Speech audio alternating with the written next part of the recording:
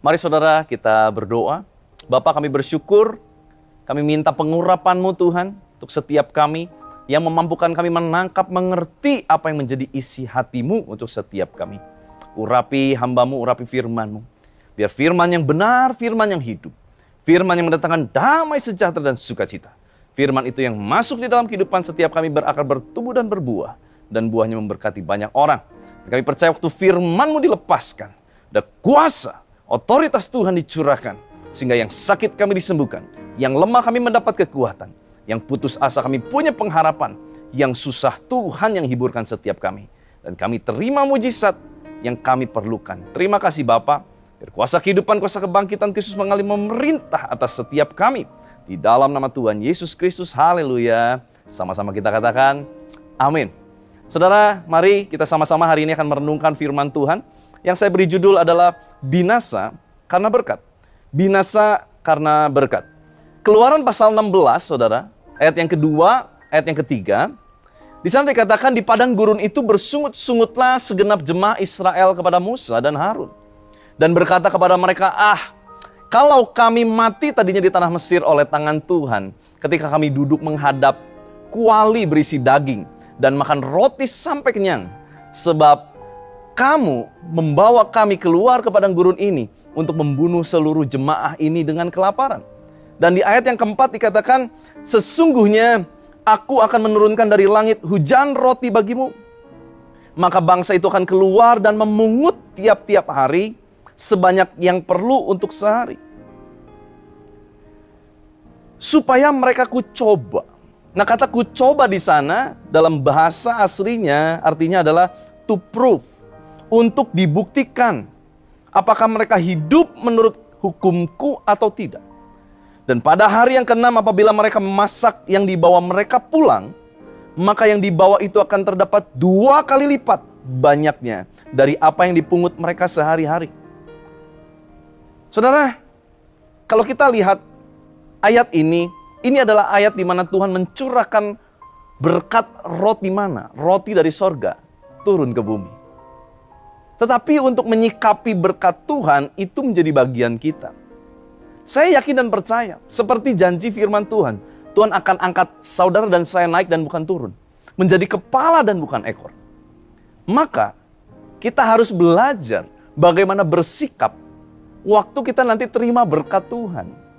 Atau jangan-jangan saudara sekarang sudah banyak yang mulai mengalami berkat Tuhan. Mari kita betul-betul melihat bagaimana kita harus menyikapi berkat Tuhan ini, supaya berkat Tuhan tidak membawa kebinasaan kepada setiap kita. Saudara, kita akan pelajari bagaimana proses turunnya mana.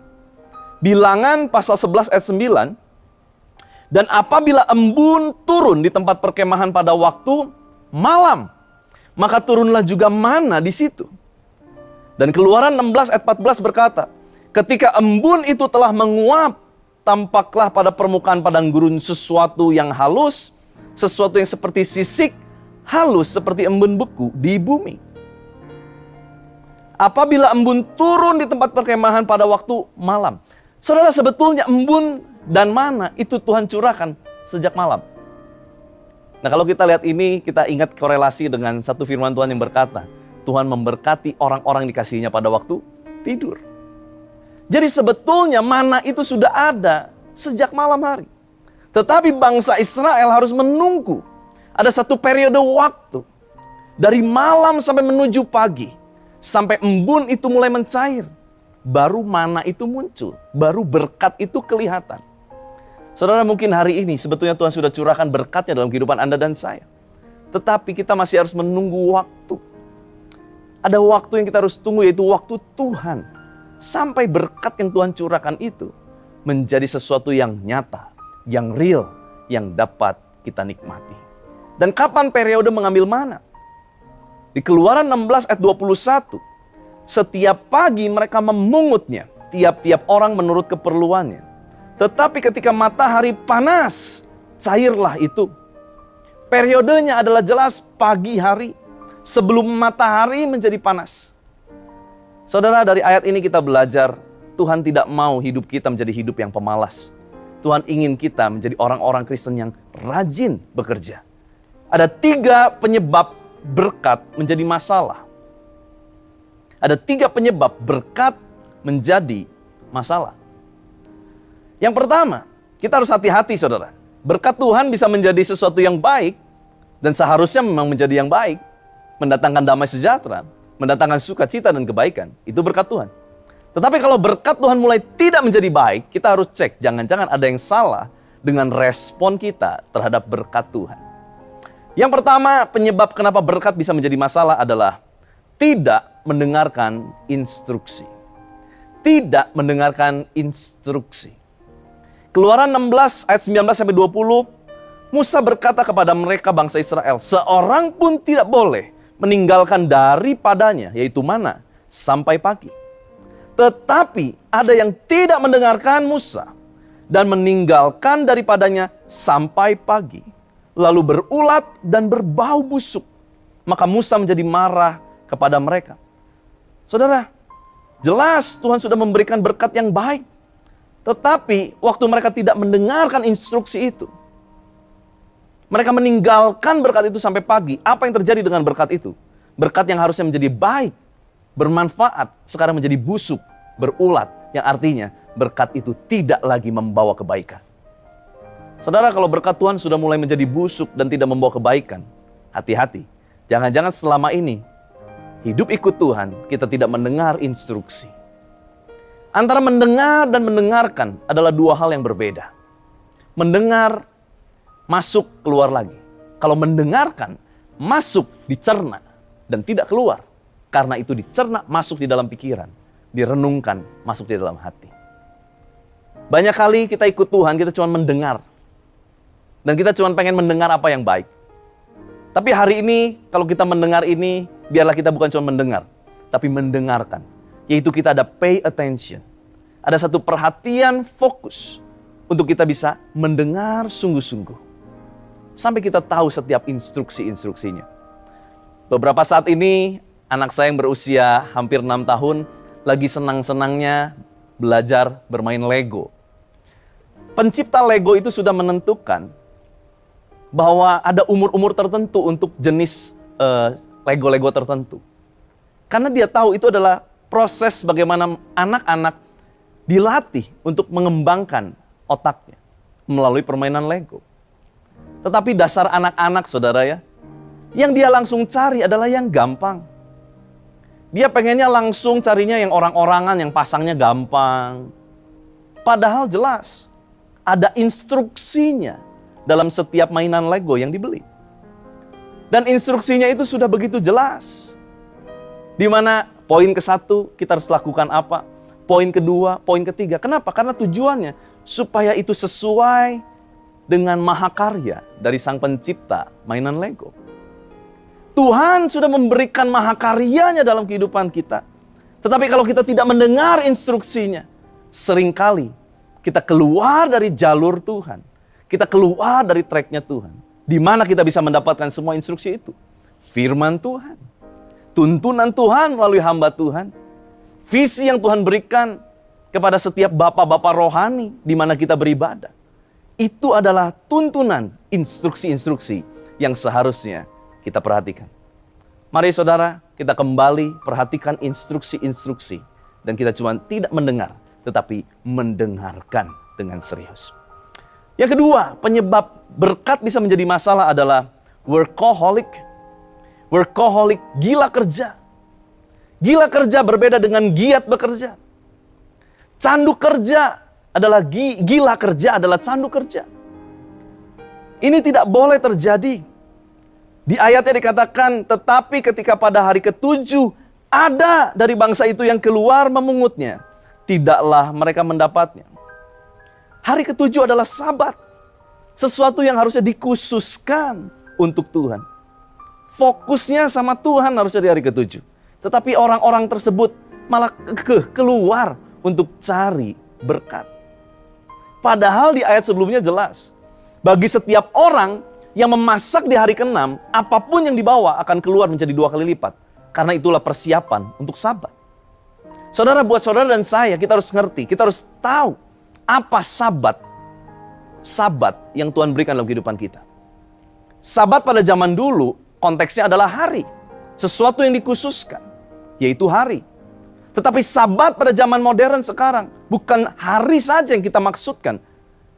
Karena semua hari adalah baik di mata Tuhan. Tetapi harus ada sesuatu yang dikhususkan untuk Tuhan. Dan kita kerjakan itu sungguh-sungguh. Mungkin engkau struggle dengan pekerjaanmu. Mungkin itulah sabat yang kita harus persiapkan sungguh-sungguh untuk Tuhan. Mungkin waktu saat orang lain masih tertidur, kita jam 4 subuh kita sudah bangun mencari Tuhan. Mungkin kita berkata, apa gunanya? Buat apa sih aku lakukan ini? Saudara, itu adalah sabatmu. Di mana sabat itu adalah sesuatu yang kita khususkan untuk Tuhan. Saudara, kalau saudara punya target-target duniawi, saudara pun harus punya namanya target-target rohani. Kalau saudara punya target untuk perusahaan saudara, bisnis saudara, pekerjaan saudara, kehidupan rumah tangga saudara, kuliah saudara, saudara pun harus punya yang namanya target-target rohani. Apa yang kita harus lakukan untuk rohani kita semakin baik, semakin baik, semakin baik. Sabat kita harus tahu. Sebab waktu kita mempersiapkan sabat untuk Tuhan, perhatikan, Tuhan akan curahkan double portion blessing, berkat 2 kali lipat ke dalam kehidupan Anda dan saya. Kuncinya, persiapkan sabat. Sesuatu yang kita khususkan untuk Tuhan.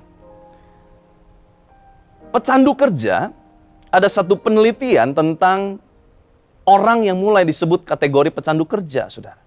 Sebuah studi 2013 oleh Kansas State University menemukan bahwa orang yang bekerja lebih dari 50 jam per minggu cenderung menderita konsekuensi kesehatan fisik dan mental. Hari-hari ini banyak orang masuk depresi. Masuk wilayah menjadi manusia depresi. Kenapa? Karena mungkin salah satunya adalah kita mulai berubah dari giat bekerja menjadi candu kerja atau gila kerja. Ketidakmampuan untuk melepaskan diri dari pekerjaan pada awalnya mungkin tampak menghasilkan peningkatan produktivitas. Awalnya. Namun, seiring waktu, produktivitas menurun, hubungan terputus. Stres mengambil efek kumulatif dan akhirnya kecanduan bekerja dapat meningkatkan resiko kesehatan dan bahkan berkontribusi pada kematian dini. Semakin banyak orang bekerja, semakin banyak uang yang mereka hasilkan. Tetapi semakin lama jam mengurangi jumlah waktu luang yang tersedia untuk menikmati menghabiskan sebagian uang. Saudara, ini hasil penelitian sekuler. Tapi saya yakin dan percaya, ini menjadi satu cerminan buat kita semua. Bahwa kita nggak boleh menjadi orang yang gila kerja. Tapi kita harus menjadi orang yang giat bekerja untuk rencana Tuhan digenapi. Baik dalam marketplace, dalam kehidupan rumah tangga, kehidupan rohani. Semuanya menjadi baik. Saudara, mari tata ulang kembali. Kita punya jam kerja. Mari kita koreksi kembali. Kalau ternyata jam kerja kita mulai mengganggu hubungan kita dengan Tuhan, hubungan kita dengan keluarga. Mari kita koreksi. Yang ketiga, apa yang membuat berkat menjadi masalah, saudara? Yang ketiga adalah serakah. Bilangan 11 ayat 4, ayat 32, 34. Orang-orang bajingan yang ada di antara mereka kemasukan nafsu rakus, dan orang Israel pun menangislah pula serta berkata, siapakah yang akan memberi kita makan daging? Lalu sepanjang hari dan sepanjang malam itu dan sepanjang hari esoknya bangkitlah bangsa itu mengumpulkan burung-burung puyuh itu. Setiap orang sedikit-dikitnya mengumpulkan 10 homer, atau dalam terjemahan lain 60 keranjang, ada terjemahan lain 2000 liter. Kemudian mereka menyebarkannya lebar-lebar sekeliling tempat perkemahan, selagi daging itu ada di mulut mereka. Sebelum dikunyah, maka bangkitlah murka Tuhan terhadap bangsa itu, dan Tuhan memukul bangsa itu dengan satu tulah yang besar. Sebab itu dinamailah tempat itu Kibrot Ta'awa, karena di sanalah dikuburkan orang-orang yang bernafsu rakus. Saudara perhatikan, waktu bangsa Israel keluar dari tanah Mesir, mereka tidak keluar hanya dengan tangan hampa. Mereka bukan cuma diberkati dengan berkat materi, tapi mereka juga membawa keluar setiap ternak-ternak mereka. Jadi sebetulnya, daging itu ada suplai yang cukup untuk memenuhi kebutuhan sehari-hari mereka. Tetapi kalau roti tentu tidak mudah. Karena mereka tidak bisa bercocok tanam pada saat itu. Mereka masih berpindah-pindah tempat.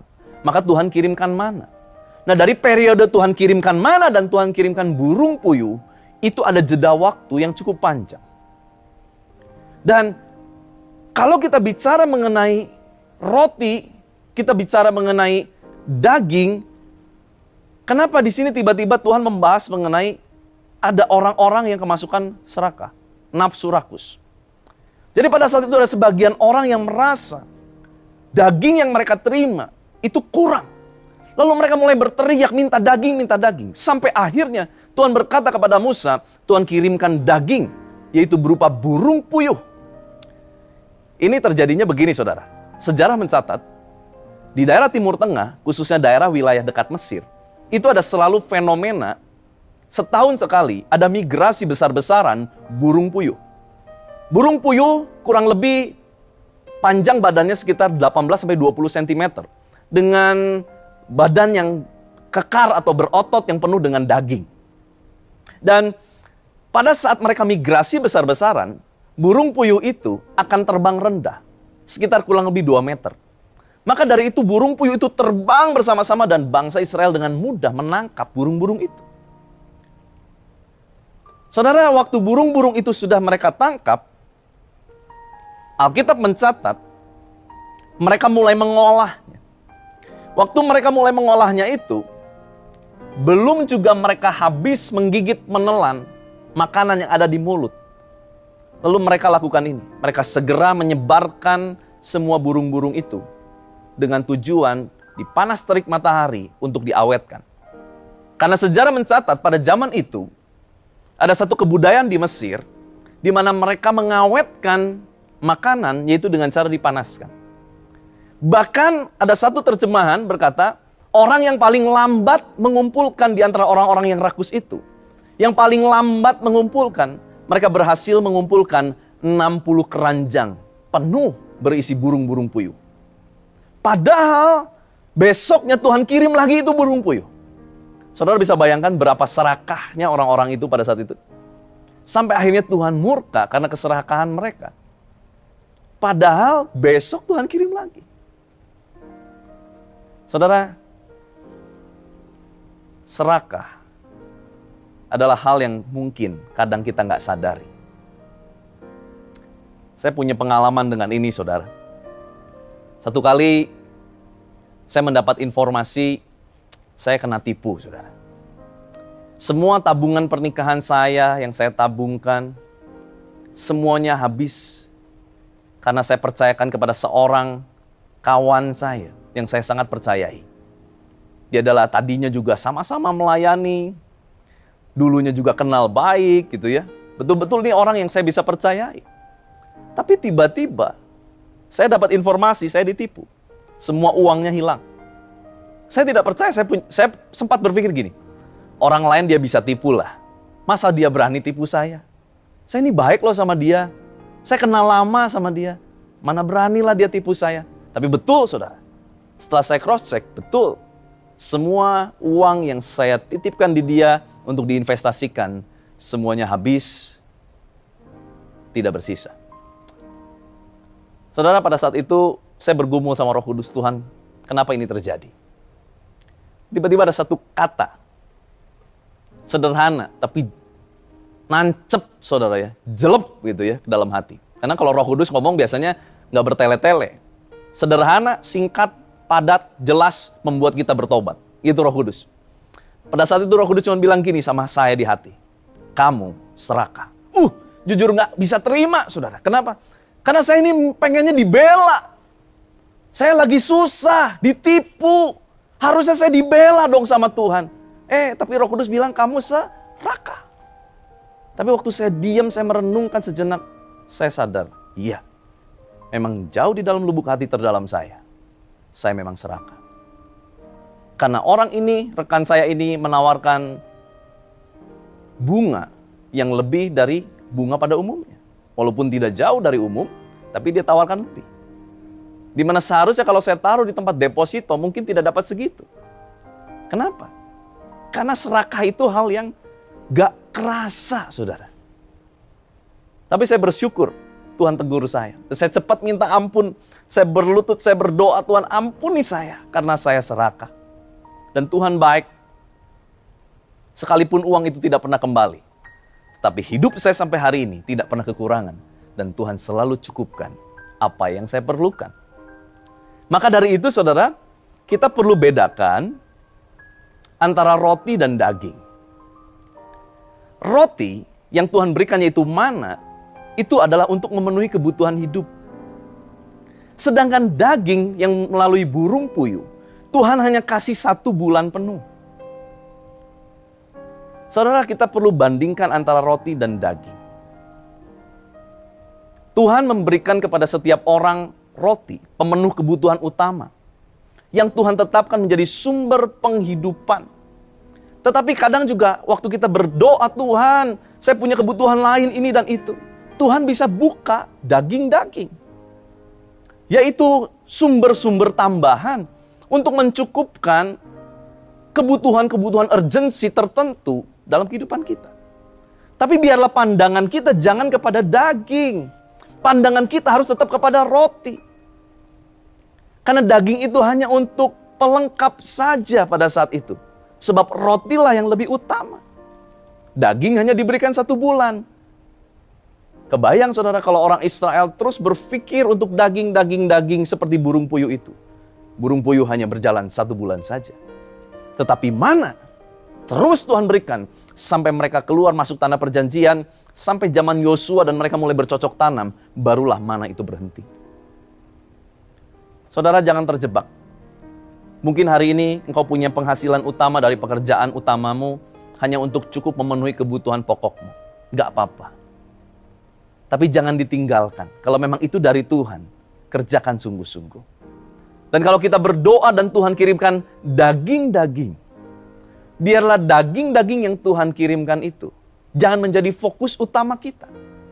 Sebab itu mungkin hanya bertahan 1 bulan. Mungkin hanya bertahan untuk periode waktu tertentu. Celaka saudara, kalau kita tidak jeli melihat ini dan mulai berpikir bahwa daging itu akan ada untuk selamanya. Lalu kita mulai meninggalkan roti itu dan beralih kepada daging. Saya melihat tidak sedikit orang-orang di sekeliling saya terjebak oleh hal-hal seperti itu. Mereka berpikir, oh ini sesuatu yang lebih baik. Tapi mereka nggak peka, nggak dengar instruksi, nggak tanya Tuhan. Lalu mereka terjerumus dengan pekerjaan-pekerjaan yang baru yang nampaknya lebih menjanjikan. Tetapi waktu mereka jalankan 1, 2, 3, 4 bulan, di bulan-bulan tertentu, tiba-tiba pintu itu tertutup.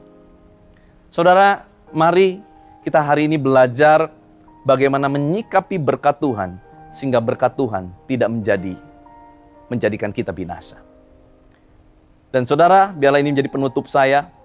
Mazmur 17 ayat 14-15. Biarlah perut mereka dikenyangkan dengan apa yang engkau simpan, sehingga anak-anak mereka menjadi puas, dan sisanya mereka tinggalkan untuk bayi-bayi mereka. Tetapi aku, kata pemazmur, dalam kebenaran akan kupandang wajahmu, dan pada waktu bangun aku menjadi puas dengan rupamu. Saudara, di balik dari semua roti daging berkat, ada 1 roti di atas segala roti yang perlu kita lebih perhatikan, yaitu roti hidup, Tuhan Yesus Kristus. Saya yakin saudara, kalau hari-hari ini fokus kita lebih tertuju lagi kepada roti hidup, Tuhan Yesus Kristus, maka semua roti-roti yang kita butuhkan di bumi ini, Tuhan akan cukupkan dalam kehidupan kita. Bahkan Tuhan akan lipat gandakan bagi setiap kita. Supaya apa?